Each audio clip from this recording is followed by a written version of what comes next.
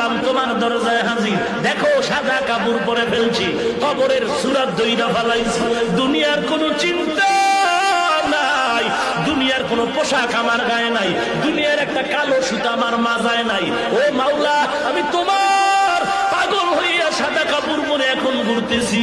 আল্লাহ ডাক দিয়া কয়, একবার তুই সফায় দৌড়া, আর একবার মারওয়ায় দৌড়াবি, আবার আমার অর্ডারে বান্দা মিনা মুজদালিফায় যাবি, আরাফার ময়দানে যাবি। তুই যদি যুক্তি দিয়া কও কাবার ঘরে নামাজ পড়লে 1 রাকাতে 1 লক্ষ, কিন্তু মিনায় গেলে মিনায় ময়দানে নামাজ পড়লে 1 রাকাতে 2 রাকাতের সওয়াব নাই, আরাফার ময়দানে 1 রাকাত নামাজ পড়লে 2 রাকাত নামাজের সওয়াব নাই, তাহলে ওখানে বইরা লাভ কি? আমি মক্কায় বয়া বয়া আল্লাহর সাথে লাইন লাগাই। আল্লাহ বলে চালাকি করলে হবে না।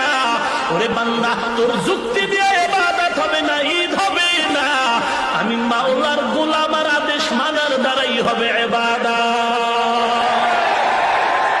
1 লাখ বুঝি না, 50,000 বুঝি না, আমি বলছি আরাফার ময়দানে যাবি, খোলা আকাশে চিল্লায় কানবি। আমি মাওলা অর্ডার করছি মুজদালিফায় দৌড়াবি, পাথর টোকাবি, খাম্বায় ওই খুঁটির গোড়ায় গিয়ে পাথর মারবি।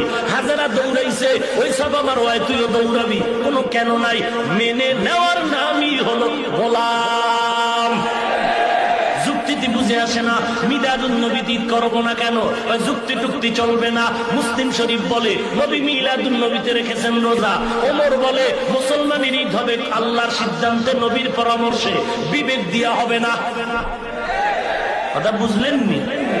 এবং ঈদের পেছনে থাকবে ইবাদত। কি থাকবে?